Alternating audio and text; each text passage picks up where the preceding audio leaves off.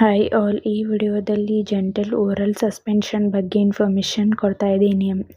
ಈ ಸಸ್ಪೆನ್ಷನ್ನ ಏಕೆ ಯೂಸ್ ಮಾಡ್ತಾರಂದರೆ ಟ್ರೀಟ್ಮೆಂಟ್ ಆಫ್ ಪ್ಯಾರಾಸೈಟಿಕ್ ವರ್ಮ್ ಇನ್ಫೆಕ್ಷನ್ಗೆ ಬಳಸುತ್ತಾರೆ.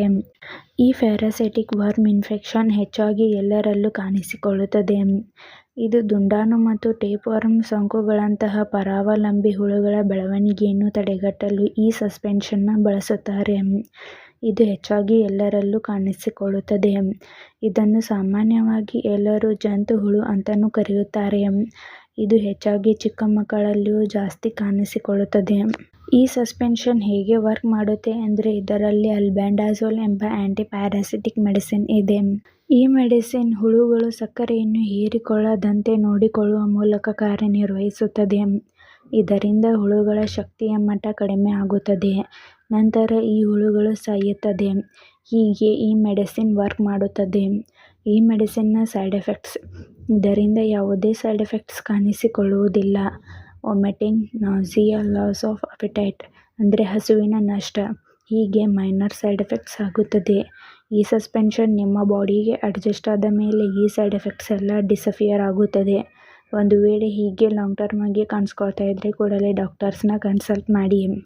ಈ ಸಸ್ಪೆನ್ಷನ್ನ ಹೇಗೆ ಯೂಸ್ ಮಾಡಬೇಕಂದ್ರೆ ನಿಮ್ಮ ವಯಸ್ಸಿಗೆ ಅನುಗುಣವಾಗಿ ಡೋಸ್ ಮತ್ತು ಡ್ಯೂರೇಷನ್ನ ನಿಮಗೆ ನಿಮ್ಮ ಡಾಕ್ಟರ್ಸ್ ಅಡ್ವೈಸ್ ಮಾಡುತ್ತಾರೆ. ನಿಮಗೆ ನಿಮ್ಮ ಡಾಕ್ಟರ್ಸ್ ಅಡ್ವೈಸ್ ಮಾಡಿದ ಹಾಗೆ ಈ ಸಸ್ಪೆನ್ಷನ್ನ ಯೂಸ್ ಮಾಡಿ ಮತ್ತು ಡೈಲಿ 2 ಟೈಮ್ಸ್ ಮಾರ್ನಿಂಗ್ ಮತ್ತು ನೈಟ್ ಈ ಸಸ್ಪೆನ್ಷನ್ನ ತೆಗೆದುಕೊಳ್ಳಿ. ಇಲ್ಲಾಂದರೆ ಡಾಕ್ಟರ್ಸ್ ಹೇಗೆ ಅಡ್ವೈಸ್ ಮಾಡಿರುತ್ತಾರೋ ಹಾಗೆ ಈ ಸಸ್ಪೆನ್ಷನ್ನ ಯೂಸ್ ಮಾಡಿ. ಈ ಸಸ್ಪೆನ್ಷನ್ನ ಸೇಫ್ಟಿ ಅಡ್ವೈಸ್: ಇದರಲ್ಲಿರುವಂಥ ಮೆಡಿಸಿನ್ಸ್ದಿಂದ ನಿಮಗೆ ಅಲರ್ಜಿ ರಿಯಾಕ್ಷನ್ಸ್ ಆಗ್ತಾ ಇದ್ದರೆ ಈ ಸಸ್ಪೆನ್ಷನ್ನ ಯೂಸ್ ಮಾಡಬಾರದು. ಮತ್ತು ಈ ಸಿರಪ್ನ ಚಿಕ್ಕ ಮಕ್ಕಳಿಗೆ ಬಳಸಬಾರದು. ಮತ್ತು ಈ ಸಿರಪ್ನ ತೆಗೆದುಕೊಳ್ಳುವಂಥವರು ಆಲ್ಕೋಹಾಲ್, ಸ್ಮೋಕಿಂಗ್ ಮತ್ತು ಡ್ರೈವಿಂಗ್ನ ಅವಾಯ್ಡ್ ಮಾಡಿ. ಮತ್ತು ಈ ಸಸ್ಪೆನ್ಷನ್ನ ಡೋಸ್ ಸಂಪೂರ್ಣ ಸ್ಕಿಪ್ ಮಾಡದೆ ತೆಗೆದುಕೊಳ್ಳಿ.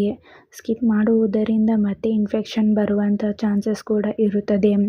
ಆದ್ದರಿಂದ ಕಂಪ್ಲೀಟ್ ಫುಲ್ ಕೋರ್ಸ್ ಮುಗಿಯುವವರೆಗೂ ತೆಗೆದುಕೊಳ್ಳಿ. ಹಾಗೆ ಈ ಸಿರಪ್ನ ಪ್ರೆಗ್ನೆನ್ಸಿ ಪ್ಲಾನಿಂಗ್ ಮತ್ತು ಬ್ರೆಸ್ಟ್ ಫೀಡಿಂಗ್ ವುಮೆನ್ಸ್ ತೆಗೆದುಕೊಳ್ಳಬಾರದು. ಮತ್ತು ನೀವು ಈ ಡೋಸ್ನ ತೆಗೆದುಕೊಳ್ಳುವುದನ್ನು ಸ್ಕಿಪ್ ಮಾಡಿದರೆ ಡಬಲ್ ಡೋಸ್ ತೆಗೆದುಕೊಳ್ಳಬಾರದು. ಮತ್ತು ಈ ಸಿರಪ್ನ ನಿಮಗೆ ಡಾಕ್ಟರ್ಸ್ ಅಡ್ವೈಸ್ ಮಾಡಿದರೆ ಮಾತ್ರ ತೆಗೆದುಕೊಳ್ಳಿ.